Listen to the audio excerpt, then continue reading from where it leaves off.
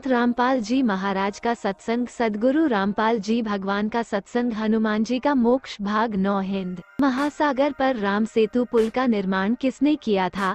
भगवान राम ने रावण की कैद से सीता को वापस लाने के लिए वानर सेना और अन्य सभी की मदद से एक पुल बनाने का फैसला किया। सेना में 2 भाई थे, नल नील, जो ऋषि मुनिंद्र जी के शिष्य थे।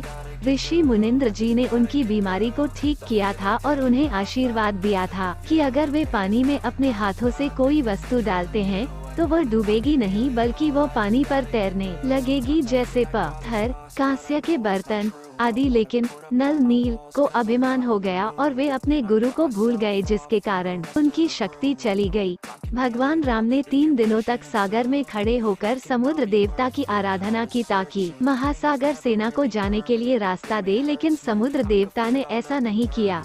इससे क्षुब्ध होकर राम ने अपने छोटे भाई लक्ष्मण को आदेश दिया, मेरा अग्नि बाण निकालो।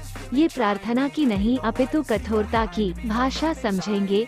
उसी समय समुद्र देवता ने ब्राह्मण का रूप धारण किया और हाथ जोड़कर श्री राम के सामने खड़ी हो गए और कहा, भगवान, एक पूरी दुनिया मेरे अंदर बसी हुई है, कृपया आप पाप के भागी ना बने।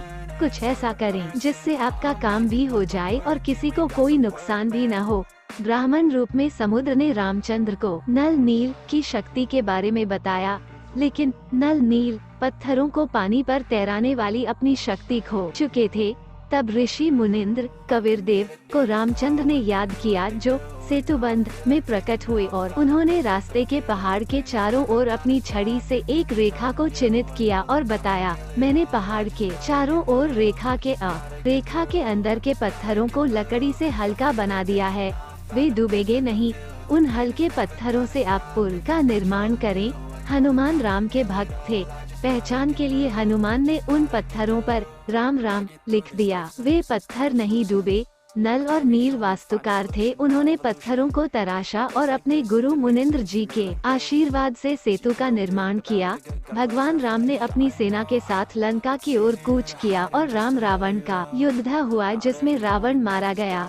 इस तरह से पुल का निर्माण परमात्मा कबीरदेव जी के आशीर्वाद से महासागर किया गया था, जो अब भी मौजूद है और इसे राम सेतु कहा जाता है, जो भारत और श्रीलंका को जोड़ता है। इस ऐतिहासिक सच्ची घटना से निम्न निष्कर्ष निकलते हैं। भगवान राम उर्फ भगवान विष्णु जी ने रास्ता प्रदान करने के लिए 3 दिनों तक समुद्र देवता से प्रार्थना की, लेकिन उनकी पूजा व्यर्थ गई क्योंकि सागर ने रास्ता नहीं दिया।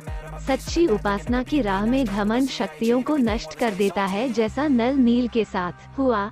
सर्वशक्तिमान कबीर ऋषि मुनिंद्र जी की शक्ति से पत्थर पानी पर तैरने लगे, क्योंकि उन्होंने पत्थरों को हल